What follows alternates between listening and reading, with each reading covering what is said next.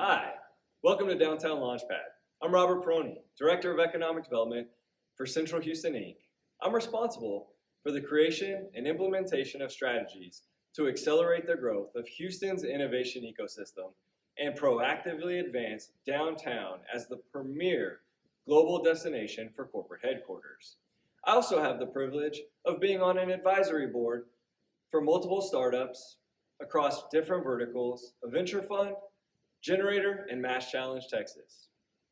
So, in 2017, Houston had its innovation awakening. Mayor Sylvester Turner challenged the local business community to help shape the vision of our entrepreneurial ecosystem. So this led me to the most basic question of humankind. What if? What if we establish a vibrant innovation hub that activates a ripple effect that challenges the status quo of human capacity? A place where cutting-edge ideas can quickly be explored and future technologies can be high-impact businesses. And what if this space is built on a framework that helps entrepreneurs seamlessly navigate through the stages of startup production? This vision led to the creation of this 17,000 square foot space, the Downtown Launchpad. Rather than me tell you anymore, I'm going to play a quick video that's going to explain our project. Whether it's putting a man on the moon, making life-changing medical advancements, solving the world's energy challenges, or building the first dome stadium, Houston is a city that chooses to take humankind's boldest challenges head-on. Now we are pushing to transform our city into an inclusive village of innovation where entrepreneurs and startups come to explore new possibilities as part of a thriving ecosystem. Technology and innovation are powerful engines for economic growth and vitality in cities today, but they require a concentration of talented workforce, research and development, high-quality incubators, and access to venture capital. Through a number of city initiatives, a framework has been developed to enhance Houston's innovation ecosystem, connecting industry and institutional facilities within an urban innovation corridor. Anchored on the north by downtown and the south by the ION and Texas Medical Center, the Innovation Corridor is the center of a powerful social and economic convergence. In collaboration with the City of Houston and other organizations, Central Houston and Downtown Redevelopment Authority have created a vibrant innovation space that will be the center of gravity for technology and entrepreneurship. Downtown Launchpad. Located in the newly transformed Amagi on Main Building, Downtown Launchpad is uniquely positioned to help startups and entrepreneurs navigate seamlessly through the stages of startup growth and production, all in one vertical village, fostering collisions in a workspace unlike any other. The 17,000 square foot space will be anchored by globally recognized startup accelerators and incubators, creating a place for idea incubation, validating, scaling, labs, creative advancements, entrepreneur boot camps, community events, workforce development and connections to co-working and corporate partnerships. As downtown continues to become Houston's best place to live, work, and play, Downtown Launchpad will be a beacon in the fast-growing southern downtown neighborhood. Within blocks of convention, major league sports, entertainment venues, award-winning park spaces, and unequal transportation options, Downtown Launchpad is poised to leverage strategic partnerships with universities, Texas Medical Center, and the energy and business sectors by encouraging incubator and accelerator cohorts targeted at cutting-edge and future technology. Downtown Launchpad, bringing innovation to the heart of Houston.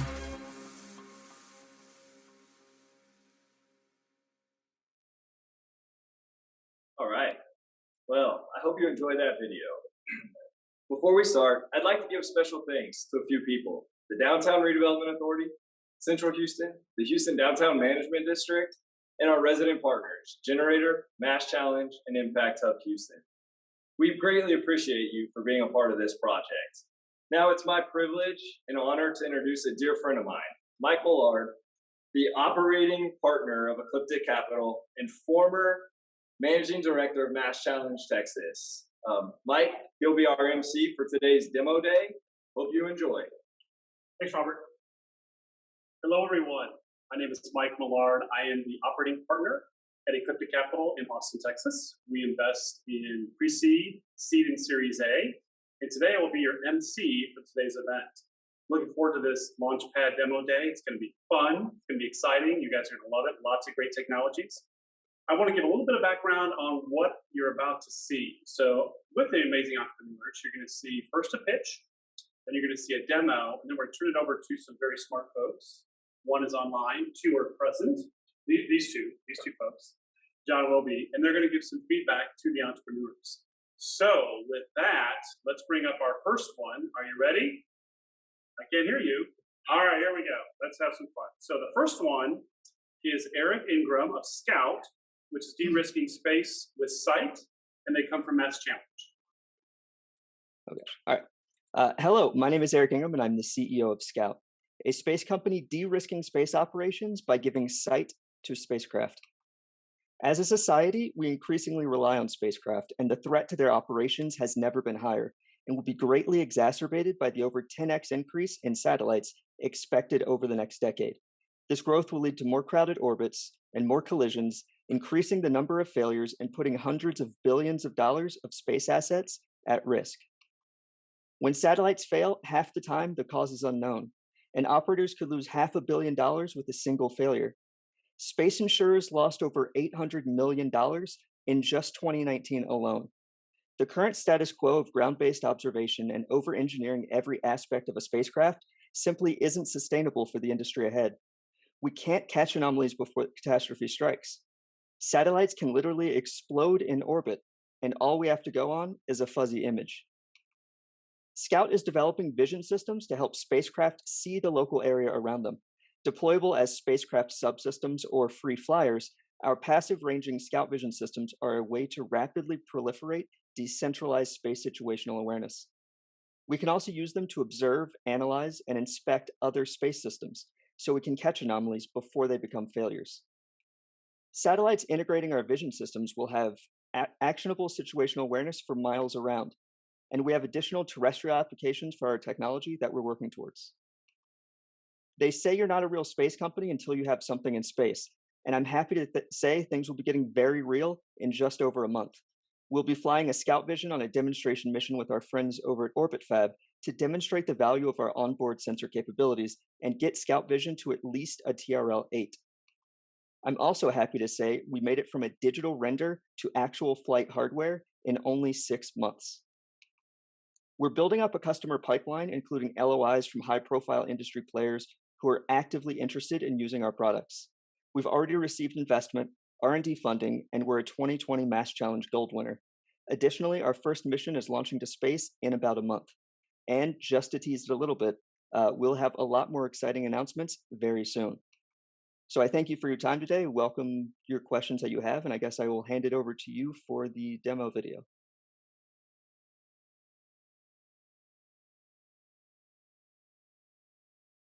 We rely on satellites every day, but these valuable systems can fail, and half the time we don't know why. As things stand, we aren't keeping our space assets safe and ensuring they're in good health. But Scout has a solution: decentralized space situational awareness and on-site inspections. We're helping spacecraft observe and understand things. ScoutSat inspection services use small sats with multispectral imagers to safely observe customers from miles away, using innovative sustainable propulsion systems to get to anomalies anywhere in orbit in under 6 hours.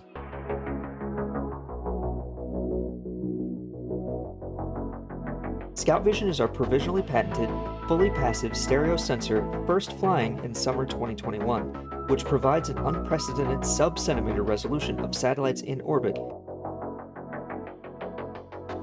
And infrared can find thermal, electrical, and other issues. Scout Vision is widely deployable for threat and risk detection and analysis, mitigating space risks by being low cost and easy to implement. Scout technology can be implemented via smallsat and CubeSat systems far smaller than your typical satellite.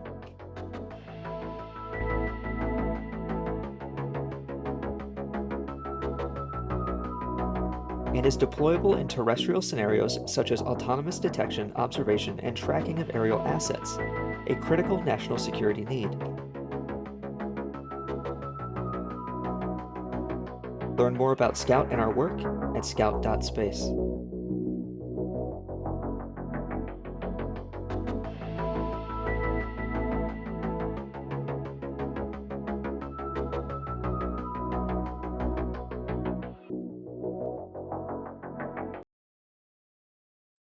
All right, Thank you, not the right. Eric. It's a great presentation and amazing technology. Now I'd like to turn it over to a couple of our experts to see what they say, but first, I'd like them to introduce themselves. So I am Roomy Ofori. Some call me a purveyor of perspective. And I do a lot here in the Houston ecosystem to help terraform it, working with 6 different startup development organizations. And I am really pleased to have the opportunity to hear some great pitches and to hopefully give some help. Thank you. John? And I'm John Nordby, Managing Director for MassChallenge Texas. Not nearly as cool as Roomy, but just happy to be here next to him. Outstanding. That being said, so our first pitch is Scout. What are your thoughts? So Scout, I am familiar with Scout. Eric, once again, brilliant job, man. So I actually had the opportunity to interact with Eric a little bit during the MassChallenge cohort here in Houston last year. I think this is a brilliant, it's a brilliant thing that he's trying to do. And I think that a lot of people don't actually understand how difficult what he's trying to do is, because he's trying to give situational awareness to things that are operating really high up, more than 100 kilometers up, moving at more than 17,000 miles an hour. And you're trying to get these things to sync up and look at another object, get assessment on what's going on with that object in order for people either on the ground or potentially even also in space to be able to make evaluations on the conditions of those objects. And although in that pitch he's mentioning only applications relating to satellites, but there are applications also relating to crew-based vehicles, whether they be actual things like Crew Dragon or different shuttles, or even space stations themselves. I think people might remember the unfortunate Discovery disaster where you had tiles fall off of the vehicle, and when it came back in, it burned up. But if you were able to actually see what was going on and inspect that without a human actually being out there, how much, that whole thing might have turned out different. So I am super impressed with this. I think that, Eric, the only thing I can say here is that maintain throttle and achieve escape velocity on this one. Thank you, that was awesome. Next up, we have Dakota Stormer with Footprint app, which is a web-based software solution for climate education from Impact Hub Houston. All right. Hey, everyone. Thanks so much for the introduction. I'm going to go ahead and share my screen. Let me know when you can see it. Perfect. All right. So awesome. Hey, everyone. I'm Dakota Stormer. I'm the CEO of Footprint App Inc. And I've been a climate activist since I was 12 years old. What I noticed is actually I'm really not alone in this, especially in 2019. You saw Greta Thunberg and a bunch of students taking the streets for the school strikes for climate. You saw employees and companies demanding climate action. You even saw investors pressuring companies to take action on climate change. And then shortly after, in 2021 and in 2020, you see companies putting out new ambitions for climate change. You saw BP, you saw Shell, Walmart, Microsoft putting out these new ambitions for climate action around scope 1, 2, and 3 emissions, and really trying to meet that demand that their employees, their investors, and even family members are really demanding, right? So what we found is really that climate change is too big for one company to act alone, especially an individual within a company. So at Footprint, we found how to make that collective action easy. What we do is leverage that motivation and that really strong demand from the grassroots level and combine that with top level ambitions from leadership. So what we do is we find an optimal approach working to empower employees to make an impact from the bottom up in combination with top level ambitions from leadership to communicate and set strategy directly from the top to form a culture of sustainability amidst the energy transition in these major companies. So our solution is Footprint. We're a web-based enterprise software solution tool for climate education and action. We help people quantify their impact on climate change and even related to the scope 3 emissions of a company. Then we help them track that over a period of 30 days to reduce their impact. What we've found is actually around a 20% reduction in an individual's carbon footprint. We do this through a big collective action program, which I'm going to share a little bit more about with you soon. We do this through a 30-day challenge where people log their intake every day for 30 days. It's kind of like a diet program or a wellness program, if you've heard of Virgin Pulse. We're essentially the same thing for climate change. And we turn your workplace into a competition that changes the world. We do this because it takes at least 18 days to form a habit. We're working with behavioral psychologists to prove that. And so we do a 30-day challenge so that you're not just reducing your impact, but forming a lifelong habit in a company culture. We're already working with a lot of companies. So we've already got contracts with the Suez Group, we've got contracts pending with Wood, IBM, BP, working with TerraPass. We're working with many other companies to actually be able to achieve over 1 million metric tons of CO2 reduction. But what's really great is that these companies are going far above and beyond to work with, like we mentioned with Mayor Turner earlier, working with the city of Houston to be able to create a model that helps cities transition around climate action. We're working with the city's Climate Action Planning Committee. I'm a member of that committee. We're working on a corporate climate challenge to engage over 25 companies and corporations around climate action, as well as the school districts and community networks, and then replicating that into the Resilient Cities Network and Climate Mayors Network, which Sylvester Turner happens to be the chair of. So we've got a lot of opportunity here to work with the city of Houston and expand further and really make an impact on climate change. So you can find out more at footprintapp.org. And Virginia, I'm going to hand it back off to you to share the video. Hi everyone, I'm Dakota Stormer, and I'm here to share you a quick demonstration of how to use Footprint. So first what you can do is you can go to myfootprintapp.org and it'll take you to our login page. Then you can go to register and create an account. And here we have options for many different user segments, with our primary user segment being organizations. So say if you're part of a company, you can go in and enter a code. You enter this, you can choose to either be a program manager or a participant. If you're a program manager, this is where a new company or a new sustainability leader would be able to come in and create their account for the rest of their participants. General users would just click participant, and then they enter their organization code. So you'd be able to choose whichever code it is, however you want to do it. So in this one, here's just a demonstration code, and you go to continue. Then you can start getting your profile set up. So let's go ahead and get that started. So you can, just enter some information real fast. Get an email address, get a zip code, however you want to do that. I'm going to say demo account. Then I'm going to do password is password. Look at that. Okay, so now y'all can use this if you want to as well. So now we're going to go and enter an email address. We're going to use that one. Continue. See, it has all sorts of validation. Then you go and you can choose meals. So the first thing that you're going to start doing is calculating your carbon footprint. So you're going to be able to go in. First, you're going to start choosing what kind of food that you eat. Then you can go in, say what kind of driving you do. You get a slider here, pick what driving. Say if you drive car, bus, electric, that kind of thing. Then how many miles you fly every year. If you fly economy or business class. All this is doing is helping you calculate your initial carbon footprint. Then you go to grid, continue, clothing type, how many outfits you typically get a year, that kind of stuff. Then you can go in and change that up. Complete the registration. Now that you've completed your registration, you can choose an icon. This is where you see your overall carbon footprint. You can see where it comes from, the different sources, all of that kind of stuff. Then you can go in here, you can see offsets, figure out how to do offsets, purchase offsets if you need to be able to reduce your impact. You do daily logging to be able to log your day, what kind of food you ate today, that kind of stuff. You save your daily log. Then you go in and you'll be able to see your logs for the day and for the week, and you can change those, edit those as needed by going in here, clicking log your day, and then choosing calendar, changing the day, etc. So it's a really great way to keep that moving. Other great stuff is we have these challenges. So alongside doing things to reduce your carbon footprint, you can do challenges that help you earn leave, such as canceling your junk mail. We do these for all sorts of organizations and even add custom ones for companies as well. And then we also have a great thing called the rankings, which is like the leaderboard, so that within your organization, you can see how you compete. This is a really great opportunity for people within organizations to engage around climate action and create a culture of sustainability. Well, that's it. Thank you. I hope you enjoyed the demonstration. John, you have some thoughts for Dakota? Yeah, thanks. Awesome job, Dakota.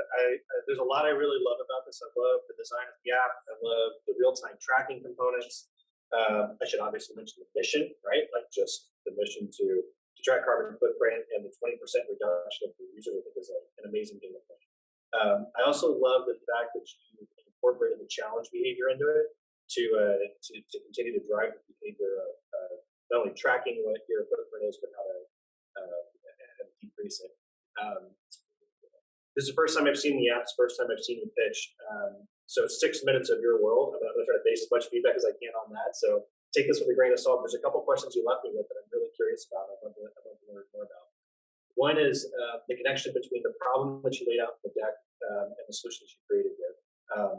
I'd love to learn more about the validation behind that. It sounds like you've got a lot of users on board. It sounds like you've got some great corporate support behind it. I'd love to see more though around how you, as a business, you're going to make money off of this, so that the mission becomes sustainable, and how that validation piece is connecting there between the problem and the solution.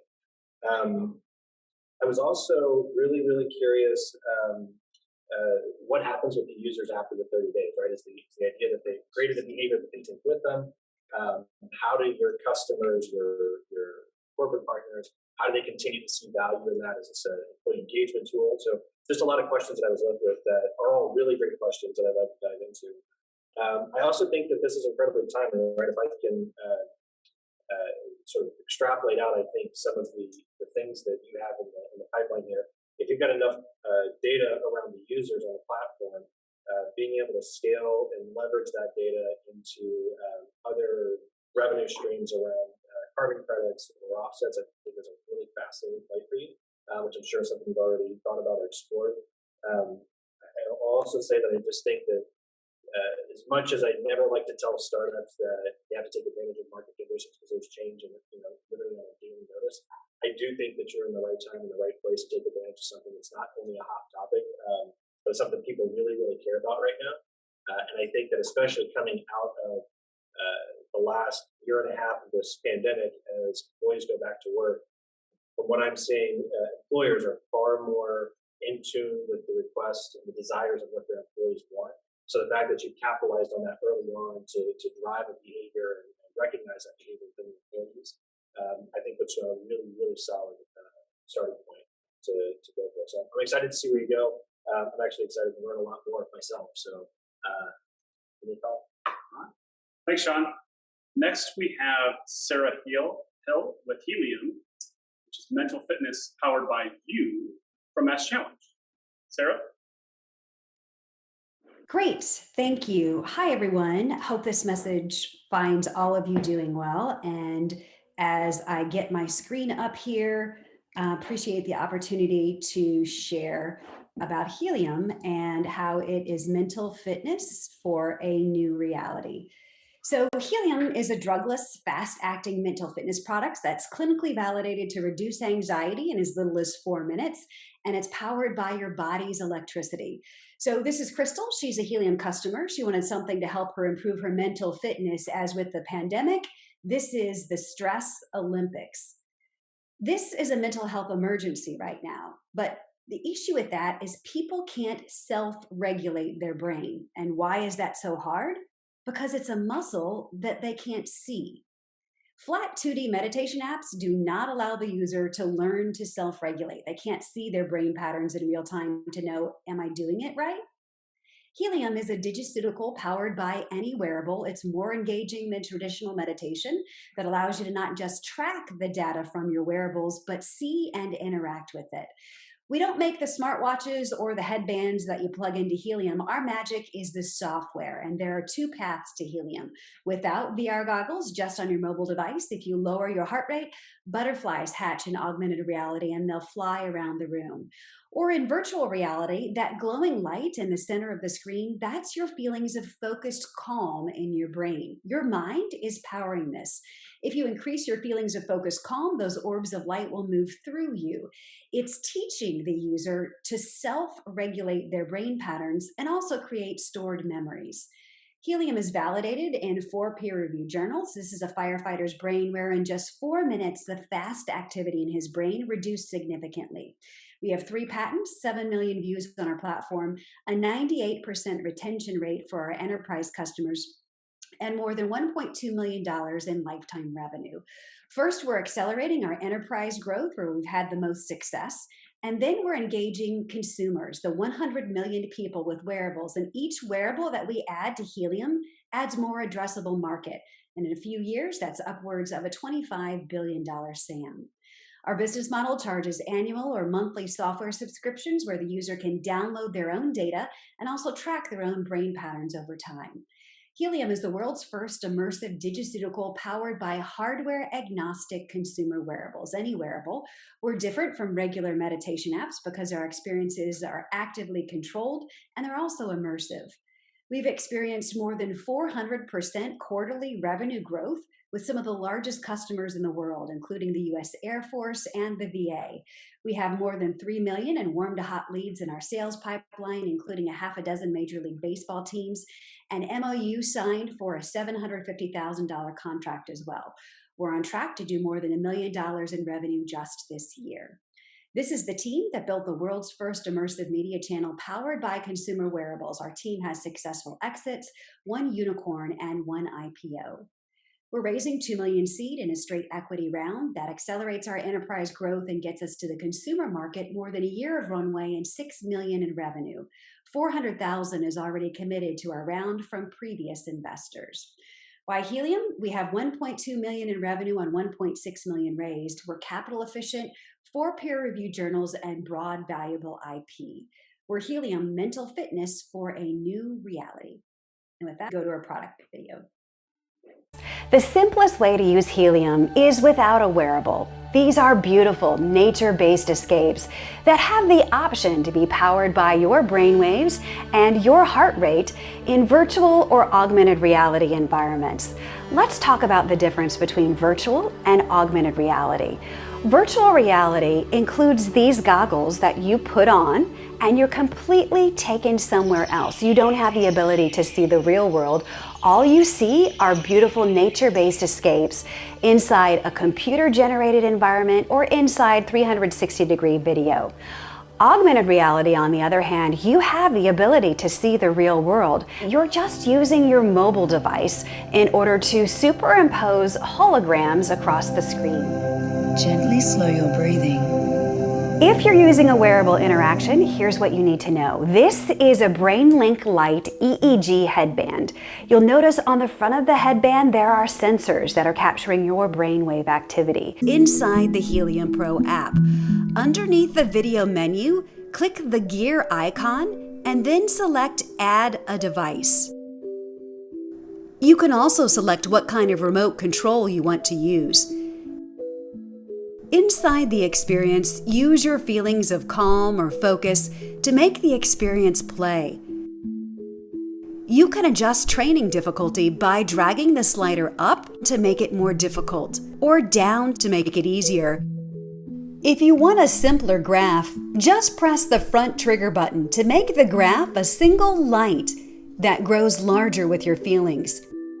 Click the B or back arrow to get your video settings menu. Here you can toggle on and off the brainwave graph or toggle off the breath pacer altogether. Here you can also select whether you want your feedback red or black and toggle off the narration. So that's how you use Helium, either with a wearable or without a wearable integration. A reminder, you can use our augmented reality products as well by searching Helium AR in your app store. For more information, you can go to tryhelium.com, check out our science section and all of our peer-reviewed journals. A reminder, your thoughts have power to control things, not only in the virtual world, but the real world as well. Troy, why don't you do a little intro on your background? He's our expert that can provide some feedback for Sarah and Helium. Troy? Yeah, hello. Nice to meet everyone. My name is Troy Vossler. I'm one of the co-founders of Generator. We are a venture capital fund and startup accelerator platform. And specifically in Houston, we operate the G-Beta Houston program. So really happy to be here. Sarah, I'll start by complimenting you. Have fantastic presentability and stage presence, both in the live and the video. And so I would really double down on that. One thing, one piece of feedback quickly I would give is you have 1.2 million in revenue, which is phenomenal. And I'd encourage you to brag about that more and sooner in your deck. So for example, I would even hit people on your second slide or even if they don't understand what you're doing, the fact that you have 1.2 million in revenue forces me to pay attention as a potential investor. So I would definitely talk about that more often and in particular sooner in the deck. One question I have for you, Sarah, is can you explain the enterprise model again and perhaps give an example? Yeah, so we sell into areas of acute situational confined stress. So the Air Force is a customer. The schools, these employee wellness programs, and we sell B2B, and then we see that consumer engagement at the enterprise level.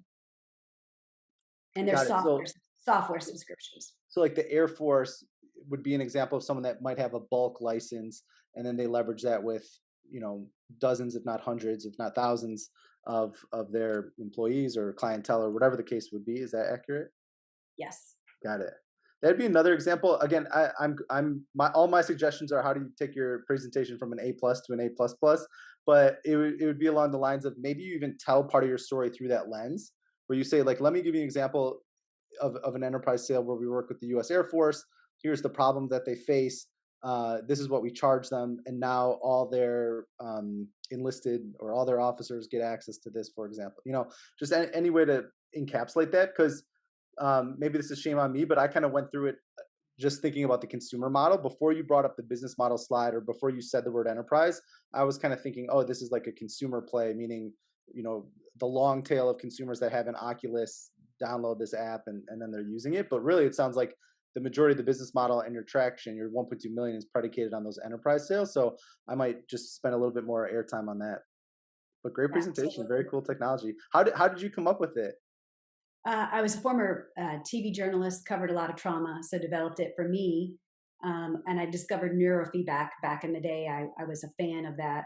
So Helium is a combination of neurofeedback and immersive storytelling, which in my media career, that's what we used. So develop it for me as well as the millions who struggle with anxiety. Very cool. I always think, in that case, since it's relevant, sprinkling in your personal story never hurts in a pitch either. But all very, very good. Congrats on all your success. Thank you. And we'll include those in our longer deck. So much appreciated for the opportunity to share. Thanks, Troy. Thanks, Sarah. Next up, we have Maria Burgos with Trendy Seconds, which is secondhand and sustainable fashion from the Founders Institute, Texas. Hi, I'm Maria Burgos, founder of Trendy Seconds, the Google Shopping for secondhand and sustainable fashion. Over the last 3 years, we have become more conscious about the way we consume fashion. We want to be more responsible about our choices, but currently, we don't have a simple platform where we can conveniently search and buy for more sustainable options. What we need to do right now is to browse through thousands of different items across multiple different platforms and spend a lot of time doing research. And honestly, who has the time for that? This is such a big problem that over 90% of millennial women, even though we spend on average 1 hour when browsing for online shopping, 60% of us actually don't buy anything because we have so many choices that we get overwhelmed. Trendy Seconds is a fashion discovery site that connects conscious consumers with secondhand marketplaces and sustainable brands. It works by searching throughout multiple sites at the same time, but it only brings you a curated recommendation of items based on your preferences, allowing you to mix and match garments together, get recommendations to complete your look, and pay for everything in one transaction. We are based in Houston, Texas, looking for expertise and advice around clean tech and circular economy. Throughout my professional life, I have discovered many things I enjoy doing, but I've always had an entrepreneurial heart. I have a sales and marketing background, but my purpose is to help. Today, I'm happy to share with you how my purpose and my passion collided to create Trendy Seconds. Thank you.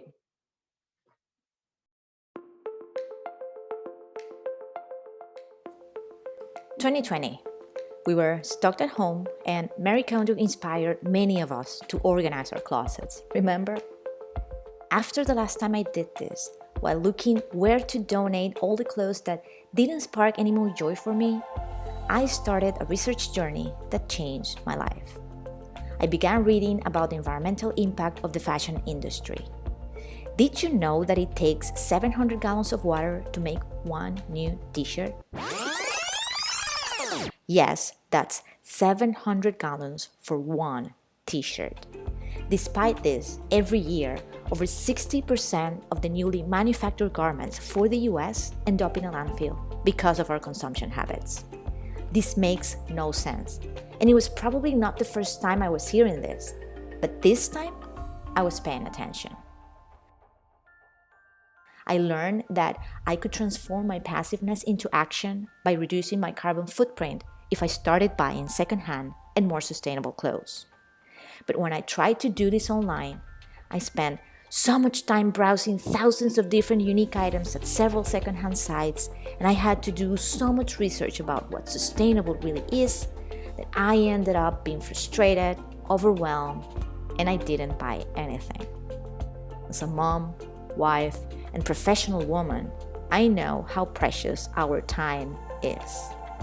This is why I created Trendy Seconds, to help women like me easily buy clothes in a more responsible way without sacrificing what we treasure the most. No more hours browsing and switching platforms without finding sustainable clothes you like, because being a conscious consumer shouldn't be hard. Trendy Seconds is here to help, and this is how it works.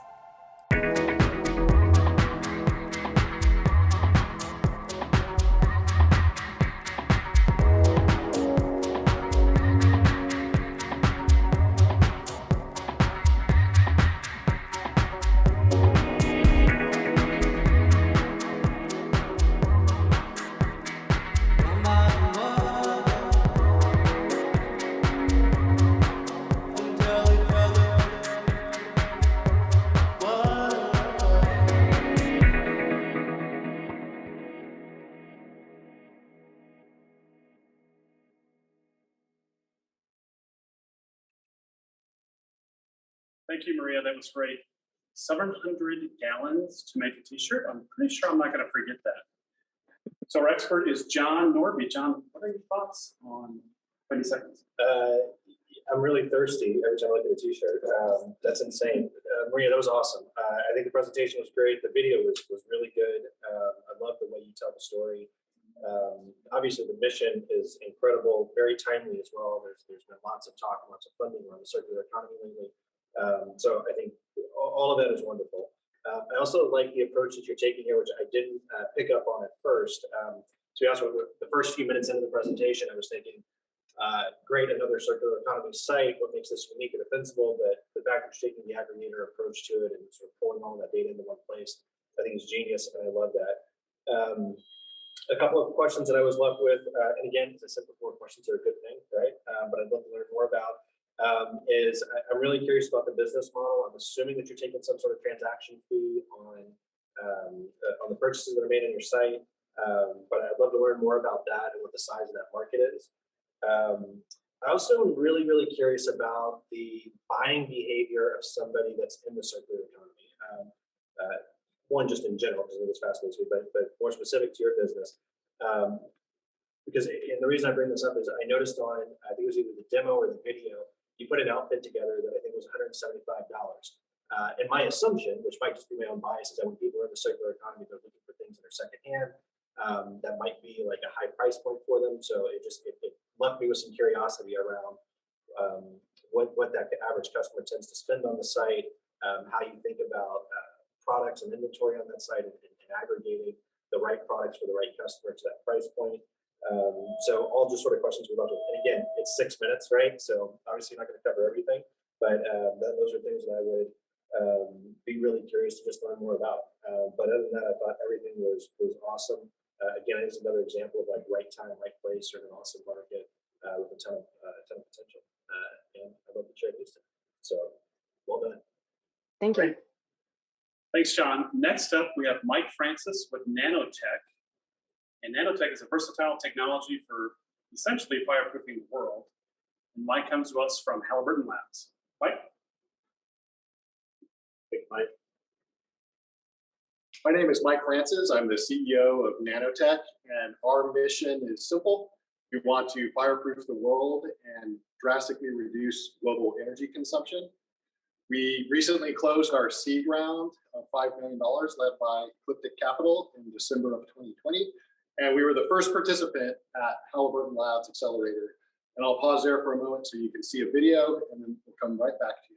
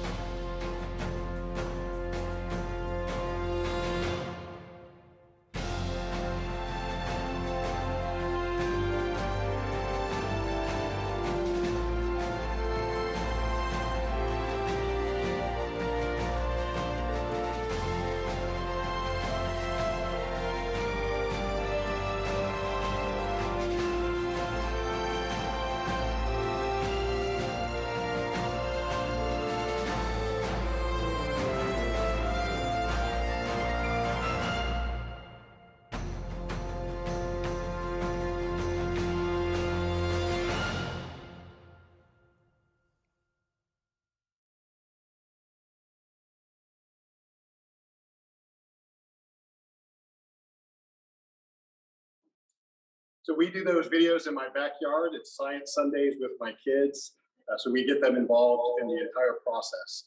So like I said, our mission is simple. We want to fireproof the world and reduce energy consumption through our patented molecule.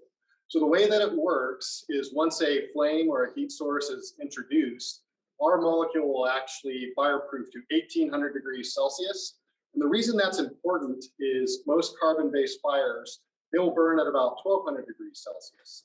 The other really cool things about our technology are, one, it's sprayable, so we can spray it on virtually any surface, any structure, and fireproof the structure or the surface that it's on.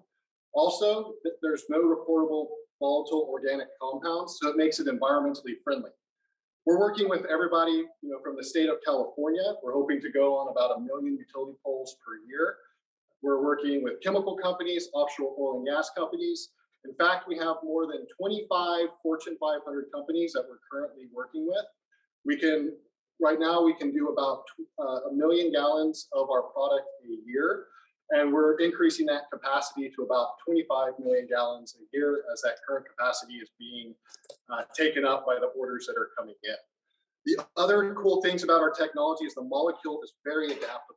So we can embed our molecule into paints, plastics, composites, epoxies, cement, drywall itself. And once we embed it into those media, that media inherits both the fireproofing and the thermal efficiency characteristics. Finally, it's also an insulative technology. Just 1 millimeter of our nano shield is the equivalent of more than 5 inches of spray foam. So it has an R value of R4 per millimeter. So just 4 millimeters will insulate your house, any structure, better than any other technology that's out there. It has the lowest thermal conductivity on the planet, and we are very, very excited to get it to market. We're tackling a $100 billion market in the fireproofing arena, and we're also tackling a $100 billion market in the insulation arena. We take our mission serious. It's not just fireproofing structures, it's truly saving lives. It's giving people time, and it's a mission that our culture and our company culture is going to be very, very proud of. Thank you for having me today, and we look forward to connecting and learning more about your companies as well. Thank you, Mike. Would you like to provide some feedback from Mr. Francis? It would be my pleasure. I've got a lot of stuff that I wrote in a very short period of time. I'll try to keep it brief. Mike, this is brilliant. This is the reason, actually. This is a great example of the reason I particularly am into hard tech, because I believe that hard tech is just as inspirational as it is aspirational. This is definitely one of those, wow, if they could do that, I mean, you guys can't see it, but the people in this room, when the video was playing, people were leaning in. Like, really? Can that really? I think there's some weird aspect to that. I'm just saying, there might have been a little bit. You know, it has that nano shield protected. That's definitely an asset that needs to be nano shield protected. Listen, I think it's brilliant. I have a few things. I'm just going to rattle them off in no particular order, so I don't have a whole lot of time. There are so many applications which this would work really, really well. I think that in your presentation, I think it would be helpful to know a little bit more about how it works. So when you describe how, you're really more talking about what, but how it works. I think there's a lot more that you can do without giving anything away that's really proprietary, but I mean, really getting more into how it works. Also, if it has any certifications, any kind of independent lab testing, because again, this is one of those things that's sort of on that frontier side of really, is this really possible? Or is that just a video trick or something like that? Which we know it's not a video trick, because in the video, when he's pouring the hot water, did you see him pull out his hand like, oh, I'm not really sure if that's hot. It's warm. I'm not. And so we know that that was done live in one take, which is brilliant. But perhaps some independent lab testing that says, here's your nano shield compared to products that are already on the market and products that are coming out of the market. Because there are other people in this space trying to do similar things. Clearly, you're demonstrating that yours works very well. It'd be great to have an independent third party also certify that yours works very well. Gets people over some of that technology risk resistance. Can I spend 30 seconds answering that? 15. Okay, 15 seconds. So we have an A rating at ASTM UE4, which means we produce no smoke, no flames. We have 2 and 4 hour ratings on multiple assemblies. We are the only company that has passed Navy and military tests over the last 60 years. We're also certified for offshore oil and gas pipes, so we can remove all the metallics from all offshore rigs globally by using composites with material. Brilliant. Just put that in there somewhere so that the question doesn't have to be asked. So that already there's some credibility that goes along with it versus just a claim. Right? And somebody hands you a mic so you can drop it. Exactly. Exactly. A couple of other things just to also put in there. So you talked about there are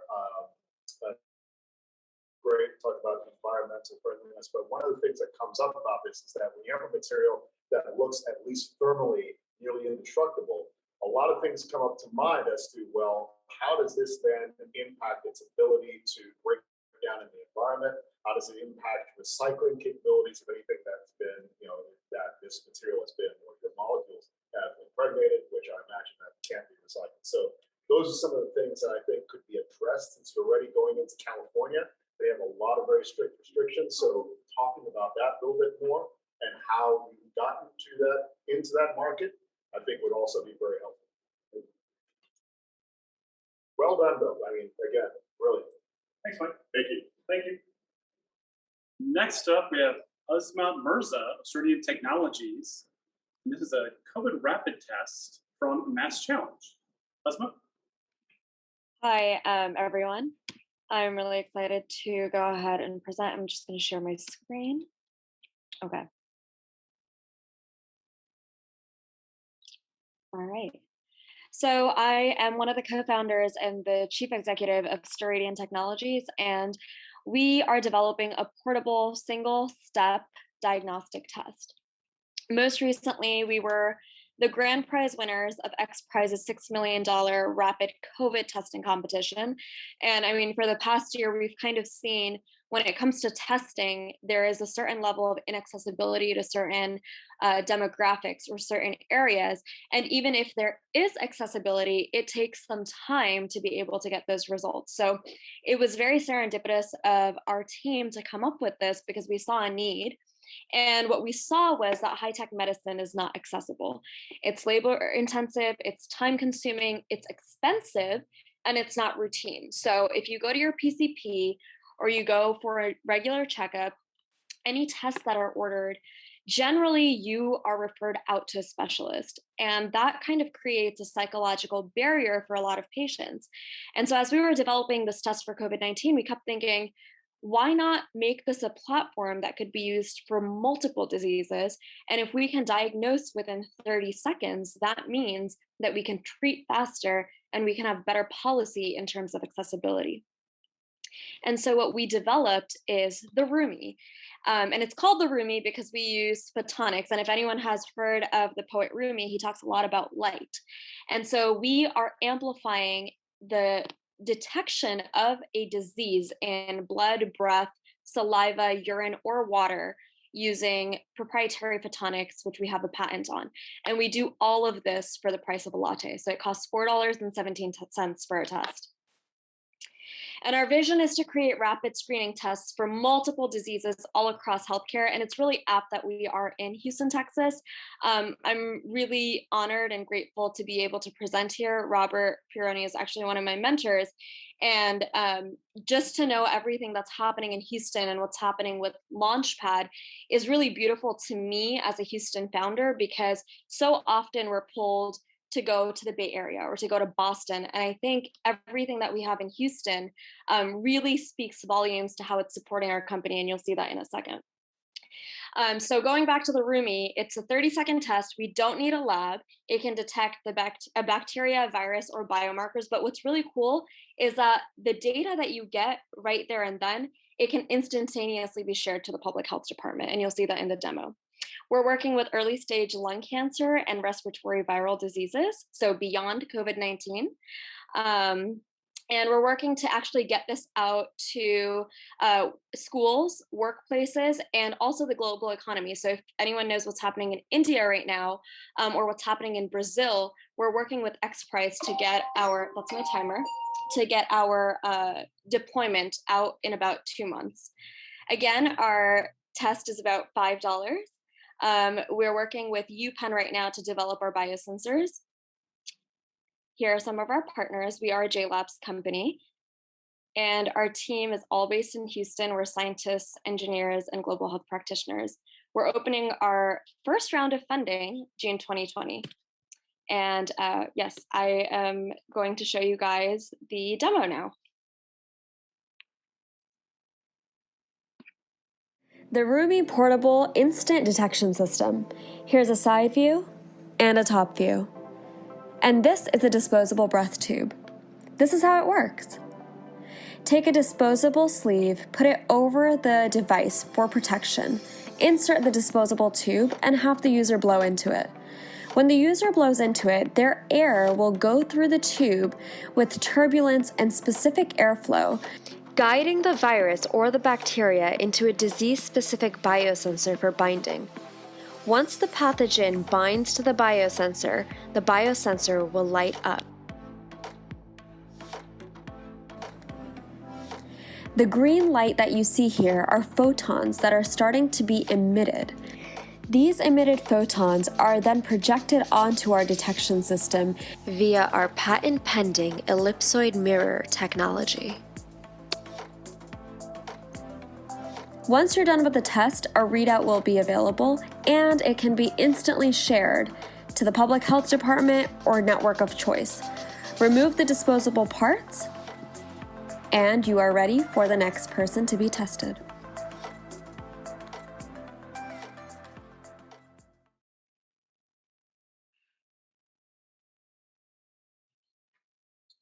Awesome, thank you, that was great. Now I'd like to turn it over to Troy, provide some feedback and some insights. Troy? Yes, great presentation. And how did you get into this? I know you mentioned you and your team have a background in life sciences, but was there anything in particular related to this technology that or that led you to this technology based on your backgrounds? Yeah, so I'm a global health practitioner, and when I met my co-founders, who are both engineers, we were actually, when we were at MassChallenge, we were creating an eyesight recreation device. And when the pandemic hit, very serendipitously, we just had a team meeting and we realized that the same optics technology we were using to recreate human eyesight, we could use to amplify detection of testing. So I think, you can only have that type of innovation if you have multiple different disciplines on your team. And I think that's one of the great things about Houston. We have so many different disciplines here. That's awesome. And then could you remind us the current timeline and stage of going live with this, and what would be the first viruses or bacteria that you'd be detecting? Yeah, absolutely. So it'll take about 2 more months for us to finish some of our verification and validation studies. And then we are working with XPRIZE, who has several different partners, to deploy a clinical trial for the test. And our first area of disease identification is to actually see when somebody comes into the doctor's office if they have the flu or if they have COVID-19.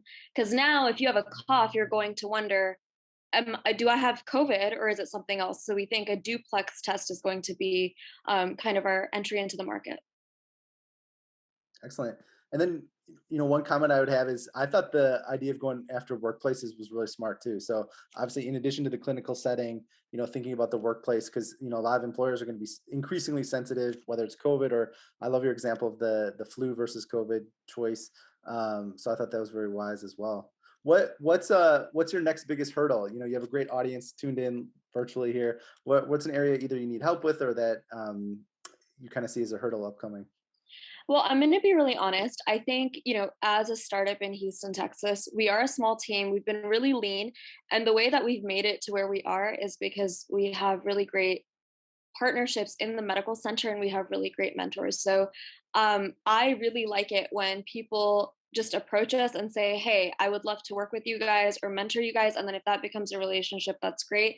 And the second thing I was going to say is that we are opening our round of funding.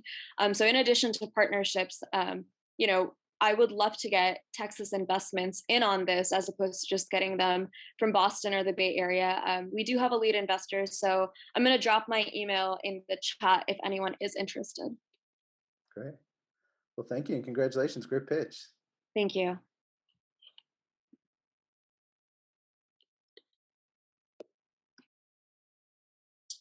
I'm interested.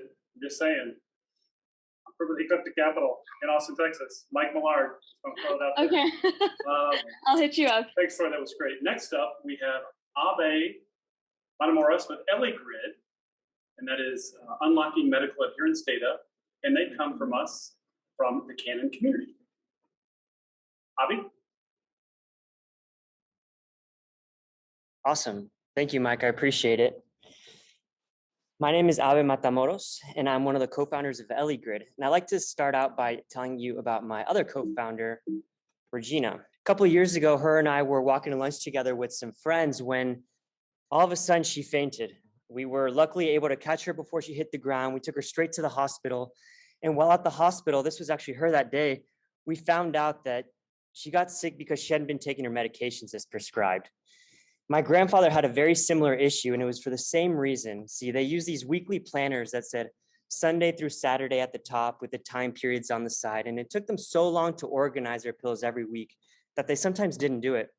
So we started looking for other products and found the smart pill bottles, dispensers, and the bottles were great if you took one medicine, but the dispensers, they had cool technology, but no one wanted a R2-D2 on their kitchen table or an $800 robot on their bedside table.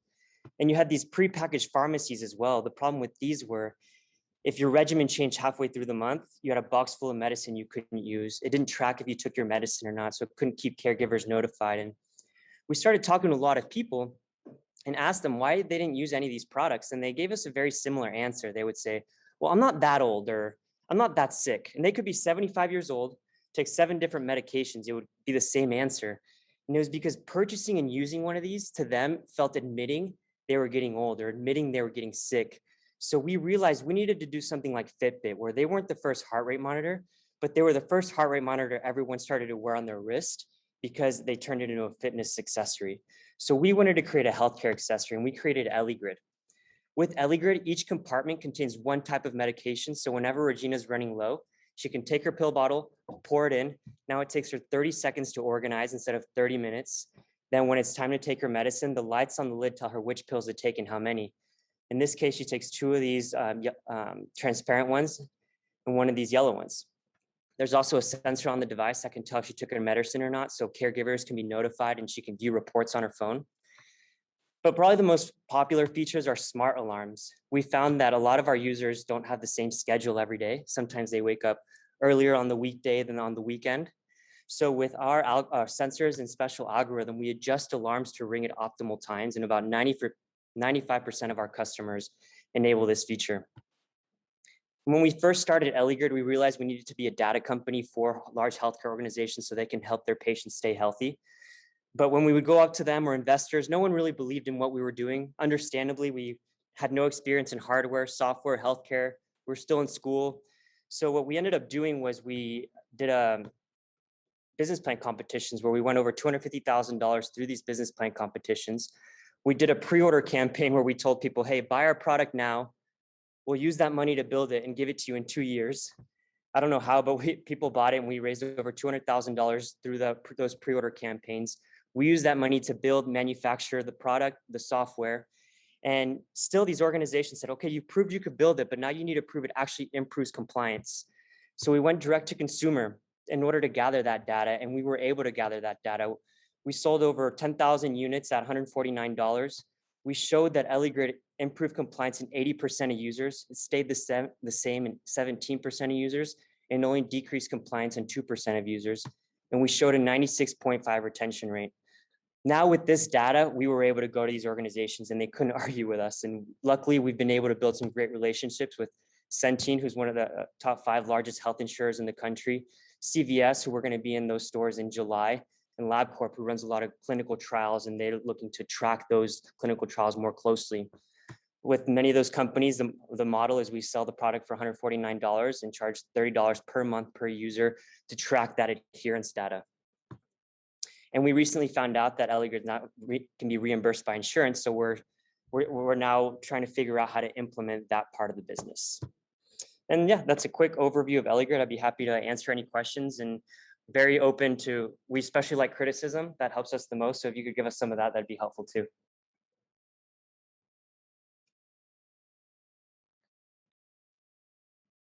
All right, John. Good job, Avi, but now you're on. So you provide some brilliant feedback, insightful questions, and just go for it. Yeah, no, you like criticism. So let's start with some F-bombs. No, I'm joking. No, this was awesome. Honestly, I've actually, first time we've met, the first time I've actually seen you pitch, but I've tracked the company for a while, just being around Houston. Some things that I really love about this one, I love the fact that you honed in on not only your customers' need, but the fact that everything else that was on the market was not designed for them. So I've always loved the design of the product, but I really love your explanation right now of how that design is really tapping into a market where this is a need that nobody else is really addressing. So that's awesome.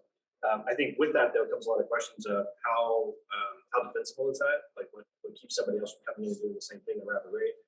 Especially when you're talking about potential customers like CVS and some of the pharmacies that are out there.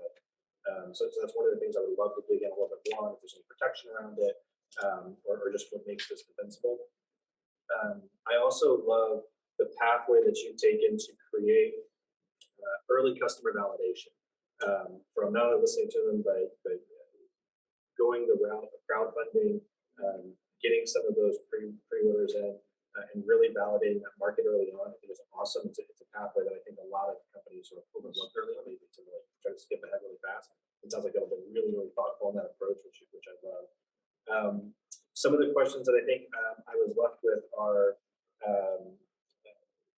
so if you're increasing the compliance of the user, what does that really mean, right? Why does that matter? Who does that matter to the most, right? So I know you mentioned like insurance companies as potential customers, pharmacies. I really want to get to the meat of like why they care about that, what the dollars and cents are that are associated with that, to help me justify what the price point is and what the monthly subscription fee is. that's one of the biggest questions I was left with. And then if there was any, you sort of briefly touched on this, but any sort of regulatory compliance issues, FDA clearance that's needed, I don't know if this falls into your category there. So those are all the questions that I had. But overall, awesome product, awesome pathway market. It's a really good job. Great, thanks, Sean. So just a quick aside. So I've known Avi for quite a while, and I actually remember when you first started, and I did participate in the crowdfunding, and I actually have one of the devices, and I will tell the other investors out there it actually works. So awesome, great to see your progress. I think you've done a fantastic job. It's just nice to see you over the years continue to evolve. And you've been through a lot of adversity, and you still persevere. You're definitely an entrepreneur for sure. Next up, we have Eric Picton with Cat's Water, and they come to us from Greentown Labs. Okay, so we are Cat's Water Technologies, and our mission is to help solve the world's water problems by creating a sustainable source of fresh water from previously unusable sources. And our beachhead market for this technology is the oil and gas market, specifically the produced water disposal market, which is a growing multi-billion-dollar industry. And for that market, we create an on-site circular economy by eliminating produced water disposal costs and generating two additional revenue streams, a concentrated brine, which can be reused for drilling on site, and a freshwater revenue stream, which can be used on site or for nearby agricultural sites.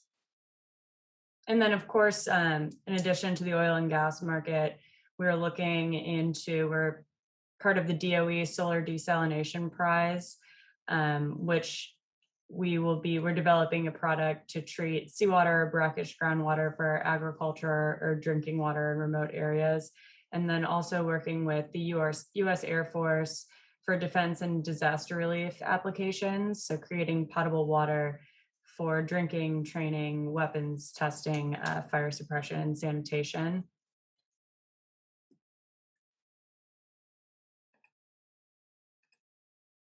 We'll skip through that. How the product works is wastewater goes in the top of the XVAP unit, and the heat source, it operates on the external annulus of a standard off-the-shelf heat exchanger. And through a combination of differences in densities and surface tension, we create multiple flow paths for the contaminated water so that the concentrated brine drops out of the bottom of the heat exchanger and evaporated vapor exits through the top and then is condensed into drinkable water. And this distillation technology combines multiple steps of the distillation process inside of a single inexpensive piece of equipment. And with that, we can kind of jump into the video.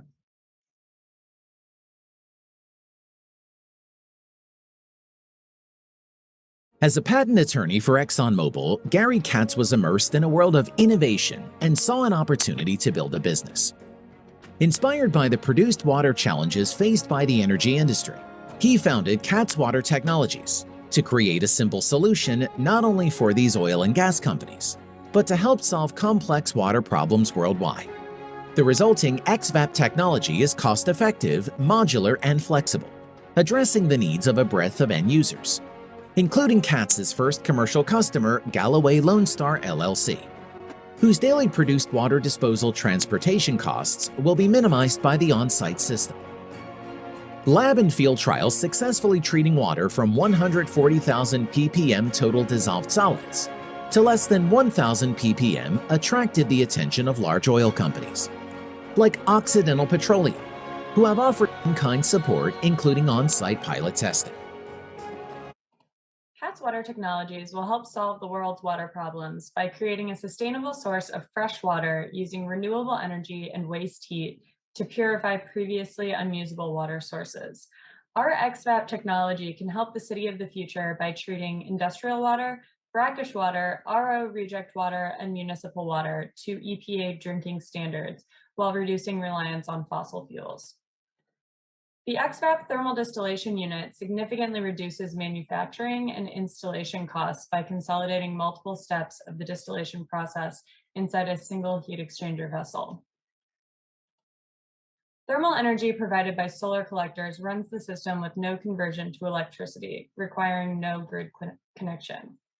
Other thermal inputs could include waste heat from manufacturing, industrial processes, or building HVAC systems. A dual fuel option is also possible using natural gas, propane, or JP8 for emergency backup. Daily production varies geographically, but one solar collector at a site in the Southwest US could yield approximately 1,000 gallons per day with no external energy sources. A single collector system would cost less than $15,000 installed. The small, lightweight system is modular and flexible and can be deployed in mobile configurations for disaster relief or to serve a forward military base, or it could be site-built to serve communities long-term.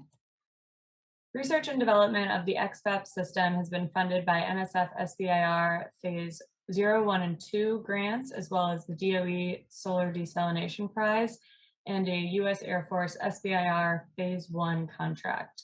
We have 6 U.S. patents issued, 2 allowed, and 14 additional applications filed.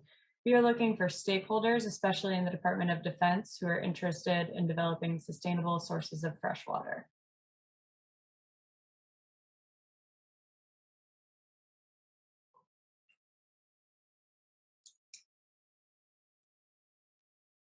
And that's it. Yeah, any feedback that y'all have? Technology. You gotta love that. Now I'd like to take it over to Troy to provide some feedback and some insights. Troy? You bet. Great presentation, Aaron. When you mentioned some of those SBIR grants through NSF, but then it sounded like you also got one through the Department of Defense. Is that correct? Yeah, so we're working on our Phase 2 application for the U.S. Air Force SBIR. We're just finishing up Phase 1 of that. So we have an MOU for a $750,000 grant from the Air Force. And has that led yet to any commercial applications, meaning where the Air Force or other parts of the Department of Defense have been a customer yet, or are you kind of building up to that? So like I said, our beachhead market is oil and gas. So our first pilot plant is slated to be kind of constructed with Occidental Petroleum sometime in the next quarter or two. And as far as defense applications, there's still some R&D that needs to go into getting that to a more robust, like deployable package. So no contracts yet other than the SBIR contracts. Right on. And with the Occidental pilot, will that be, are they paying you? And like, can you give us like a range for what that traction would look like? So the initial pilot will not be paid, but we have a letter of support for future contracts after that is executed. That's just another area I would encourage you to highlight more. You said it, I know, but again, I think always playing your aces, in particular on traction, more times within a pitch, just as kind of validation. You know, my line on this is prove to me that the dog will eat the dog food, and here you have a customer that's going to be doing a pilot with you in the oil and gas industry. So, you know, play that ace card more than once. What have you ever looked into getting written into like a government spec, like a regulation? You know, not necessarily that they could write you in like your proper noun, like your company and your product, but is there a unique capability that you have? Maybe your parts per million on a certain chemical is best in class. No one else can reach it. So could you get that written into a spec or regulation? Yeah, certainly. So with the SBIR Phase 1 through the Air Force, we can now go direct or be purchased directly by the Air Force without getting multiple bids. But yeah, in a situation like that, most of the other desalination technology out there is membrane based, and our water quality performance is significantly higher. So we can take something with 200,000 parts per million of total dissolved solids and bring it down to reusable water quality, as opposed to membrane-based solutions, which are limited to 35,000 to 50,000 parts per million. Yeah, I mean, I'm a novice in this. I don't know anything about this industry. You're the expert here, but you know, I have seen successes where startups sometimes leverage lobbying resources to get written into a spec like that or into a regulation where, in this example, if the membrane technologies are limited to X type of performance and you're better than that, like make sure the spec is written in such a way where you're essentially the only eligible solution to that problem that all these people have to meet. So, I'd encourage you to consider that as a potential avenue. But congratulations on the great traction and great pitch. Thank you, Aaron. Thank you. It was a great pitch. I don't know about you guys, but I'm kind of getting excited about these startups. Not that I'm a little bit strange, but I wouldn't mind every single one of these pitches coming to me at eclipticcapital.com. You can email me at Ballard@eclipticcapital.com. I'm just saying, these are amazing technologies and grateful to be here. Next up, we have Sarah Park with 05, and she comes to us from MassChallenge. Sarah?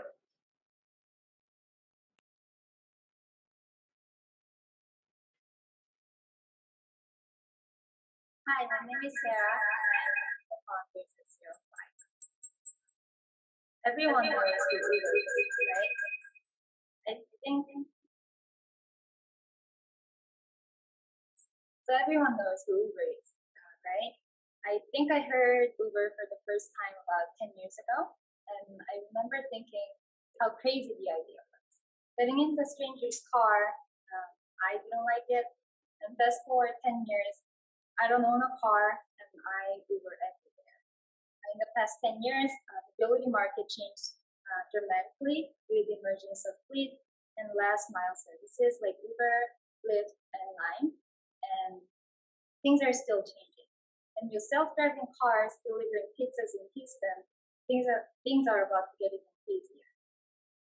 And these changes are reshaping cities and infrastructures around it. But there's one market that hasn't changed, and it seems to be very slow to evolve to these changes, and it's parking. In 21st century, machine learning, artificial intelligence, and data serve as the core of every business. But in parking, the ability to get accurate and real-time data, it's almost impossible. And it makes it difficult for people like us to find parking. And for property owners, it's difficult to understand how people's behaviors are shifting and how these changes are impacting their investments. And how these are impacting their investments. And the core problem that creates all these headaches are because there's so much manual labor in the entire parking operation process. So 05 is tackling the core problem with automation technology. Our vision is to automate the entire parking process and collect data to transform traditional parking spaces into tech-enabled mobility systems. Let's dive deeper into how with the video.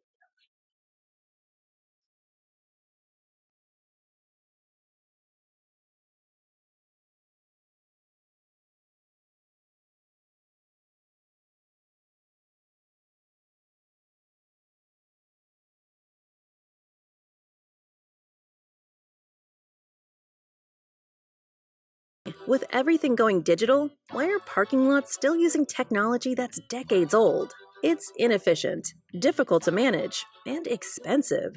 For property owners, it means hiring costly companies who perform a lot of manual tasks and provide poor data and ROI. We're changing the game. Introducing 05. We're revolutionizing the parking industry and giving an easy, seamless, and efficient experience for property owners and anyone who uses their parking facilities. Here's how it works.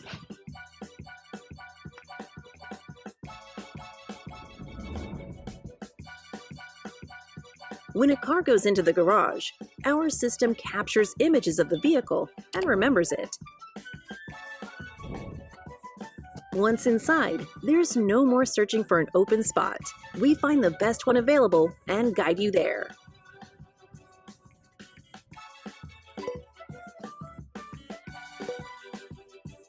Let us know, and we can also take care of car cleaning and maintenance while you're out. Our system is completely contactless.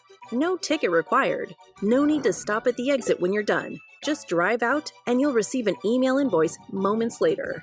Wow, that was easy. Our one-stop garage management solution includes a ticketless camera-based parking system, cloud-based management solutions, 24/7 customer support. This means automation, an effortless experience, and more than 60% cost savings for property owners.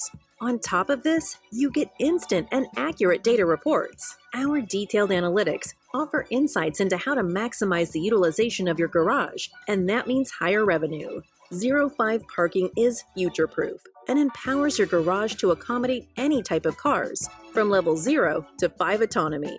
That means your garage can stay fuller, longer, by filling vacant parking spots at night with autonomous fleet vehicles when they're not in use. Our vision is to automate garages and harness data to transform parking spaces into tech-enabled mobility service hubs. 05, maximizing the potential of parking.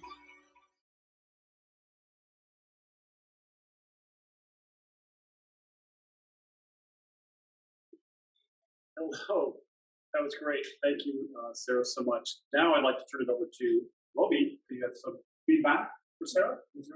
I think I do. Get on over here. Sarah, well done. So I have several questions. I'm going to ask these questions. I don't expect you to answer them at the moment, right? So these are just food for thought. But I'm going to give you maybe just like 15 seconds to answer one of them if you want. So when looking at anything that's innovative, generally speaking, I'll look at either if there's a business model innovation or a technological innovation. And so here I'm wondering which one it is. It seems to me that it might be a technological innovation if it's relating to software and, say, machine learning being used in the process of recognizing where available parking spaces are and being able to automate the process of getting a vehicle to the proper space. Am I on the right track?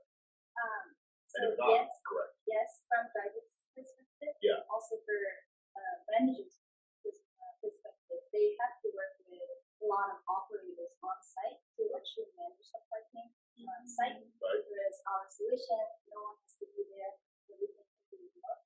So that's why we meant that the automation from operations side is on. Got it.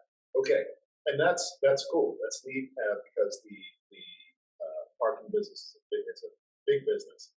However, there are a lot of other companies in this space, and so there are other. Well, I shouldn't say a lot. There are other companies in this space. The problem thing is that there are not a lot of them because there's not a whole lot of assets for people to do these things in.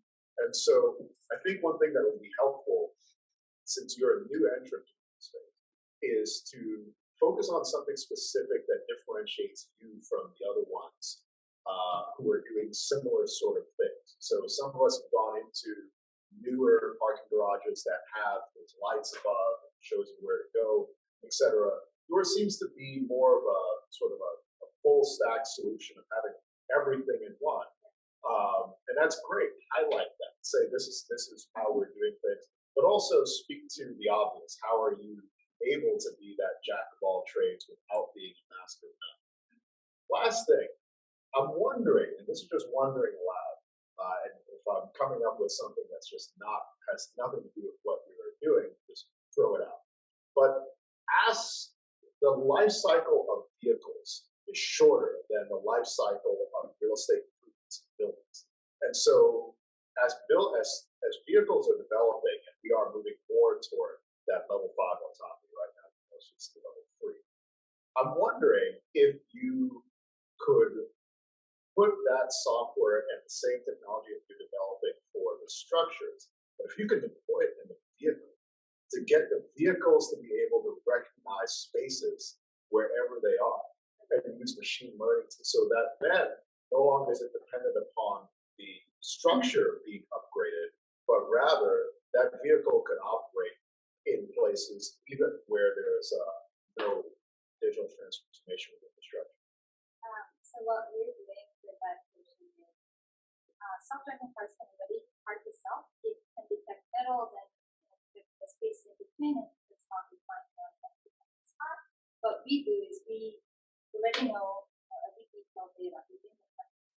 So we communicate that data with self-driving cars, so they know where to go. as you know, with Senate Park, and get the stuff for that. And we also offer equal mapping technology for this car service. Very cool. Very cool. This is a really it's a really complex set of issues that you're dealing with at a lot of levels. So well done at what you presented. Obviously, within 3 minutes, you're just scratching the surface. But this is definitely something that's of interest. So well done. Thank you, Roby. Thank you, Sarah. Last but certainly not least, we have Bobby Bryant with DOS, and they come to us from MassChallenge and Generator, or Generator/MassChallenge. Bobby? Okay, hey, my name is Bobby Bryant. I'm actually the CEO and co-founder of DOS. So I want to start off by telling you the story of DOS and how this whole idea came about. It's 2011, and I'm a bit of a nerd, so I was watching Jeopardy. And next thing you know, I saw the two winningest players on Jeopardy play against IBM Watson, this intelligent assistant. And what was pretty interesting was to sit back and watch this machine that IBM had built answer these questions in this human-like way. And you know what was pretty interesting? It won. It won the $1 Million Challenge. A few months later, it was very interesting because next thing you know, Apple introduced the world to Siri. And being an early adopter of the iPhone myself, I was very intrigued and was like, wow, what if I could pull my mobile device out and ask any question about any property in the country in regards to real estate? The ability to be able to answer questions instantly, accurately, and easily, all at the edge of my voice or even a text message. So what is DOS? Show me properties for sale in Biloxi, Mississippi, under $300,000 with 4 bedrooms. Okay, here's what I found for you in Biloxi, Mississippi. And see, she pulled up the information. In up under $300,000, the first property is $289, and each one of them have 4 bedrooms, right? And so first one got 4 bedrooms, 3 baths. Next one has 4 bedroom, 2 baths, 4 bedrooms, 3 baths, so forth and so on. And like I see one here with zip code 39531. So 39531. Show me properties in zip code 39531. Updating results. So if I'm looking in a particular area, or let me just say city, and I realize that I like properties in this particular zip code, whether I did that initially or after the fact, I could say it, and it actually pull up every property in that particular zip code.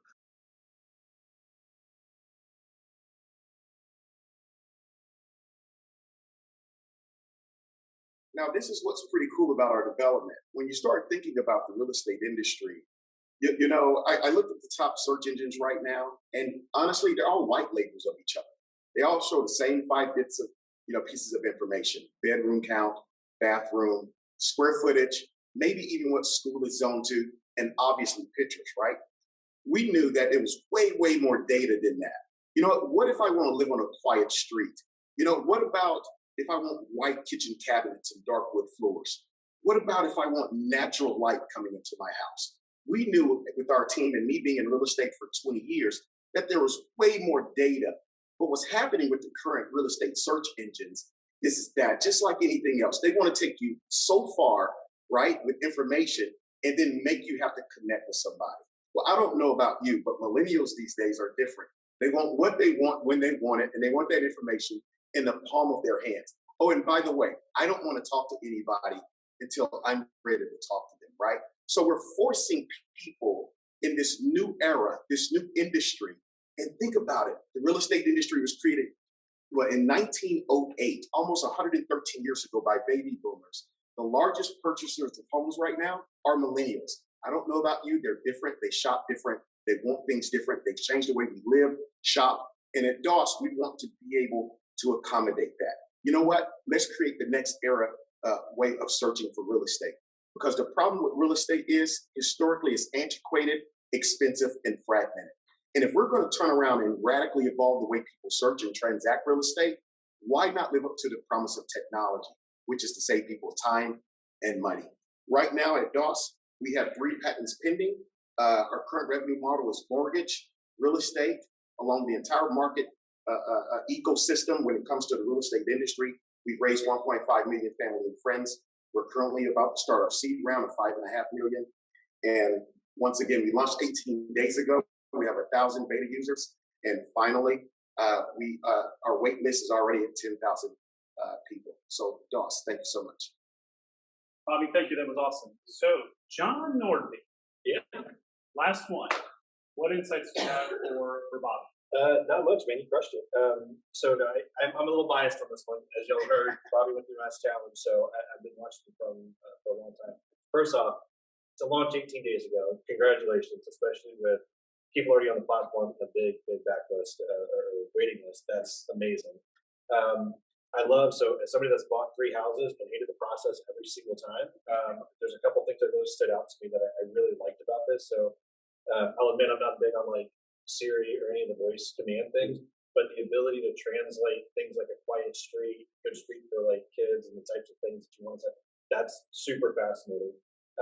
One of the questions that I have that I don't know if it's a concern or not, but the real estate business is very much driven by the agents and the brokers. Are you at odds with them? Do you like, how do you make sure that you're taking care of those relationships? Do you care about those relationships, or like, how do they play with them? We do. We actually being a digital brokerage, so we have this awesome next era platform, but we also have realtors and brokers that work with it for us. And so what we're doing is the real estate industry has been notorious for just serving what they call one master, right? But when you think about all of these different next era, Uber, the driver, the rider, Airbnb, the host, the person that's going to stay in the property. The real estate industry hasn't historically done that. But what we're doing and what we figured out is we have to successfully serve the consumer and the agent, bring them together and do that by way of technology, and we can save people money along the process. So I'm going to put you on the spot with this one. Please. It seems to me that that's an old model. That's probably going to go. Like if I think about industries or models where I've had to rely on somebody else to make a transaction happen, most of those have been disrupted over the last 10 to 20 years. And it tends to remove that middleman, right? There tends to be that trend, like you mentioned, millennials, young people. Why am I going to pay somebody 6% if I'm doing all the work, right? So at some point, is the idea to replace those agents, or is it to at some point in the future, though, it seems like that's going to be a friction point. But you got to work in the business model. A great question. Our objective is to, I like looking at it as a Venn diagram. This is where we're at today, right? This is where we're going. How do we transition, here in the middle? The objective is to not replace. What we do believe is that DOS is going to evolve the way we do business, right? And so with that being said, if we can make things more efficient, we can connect people in different ways, and reduce the costs, then we've accomplished our goal. I don't know if realtors will ever go away, but definitely we'll redefine how they do business. And I do think that the headcount of realtors, will minimize in the future. We won't have, like in Houston, we have 40,000 agents. That's part of it. But yeah, I think we'll redefine how they do business. Very politically savvy answer. I like where you're going with that. We'll talk offline. I'm going to push you in another direction. This is awesome, man. Congratulations on the progress. This is great. Thank you. Thank you. Thank you. Great pitch. So that concludes our pitches for today, and I'd like to bring in one. Great job on the pitches. Great job with the judges, the experts, and Troy online. We appreciate that. Thank you, Robert. Thank you, Virginia. But now I'd like to turn it over to close us out with James Ballard. James? Hey, thanks, man. So hi, everyone. Thank you for sticking around. We know we're a few minutes over, but it's all good because we've had some amazing pitches here today, and you really stuck it out. We have had incredible engagement, but I also am going to thank all of our founders, all of our startups. They are incredible, from Scout, from Footprint, from Helium, from 20 Seconds, from Nanotech, from Grid, from Cats, from all of them. Incredible job. You guys really did it. And this, it's a little weird. We're still trying to get back to normal, but here we are virtually, but kind of together. So I want to thank Wobie. I want to thank John. I want to thank Robert and Virginia from Central Houston Inc. for hosting us here today, doing a great job. We're sticking it out. We're making it happen. Kim, you've been incredible. And Mike Ballard, get in here. This guy. I mean, come on. How could we have done this without you? I don't know, actually. I don't know. The whole thing to really place it. No, kidding. I'm just blessed to be here. Amazing startups, amazing feedback. It's fun to be here. I love Houston. It's a great town, and it's a great demo presentation for everybody. It's been fantastic. So from Founder Institute and Startup Brian, the hats I wear, from Ecliptic Capital, yes. MassChallenge, 360 Approach, and everyone, thank you for being here with us today, and we look forward to seeing you in person soon. See you.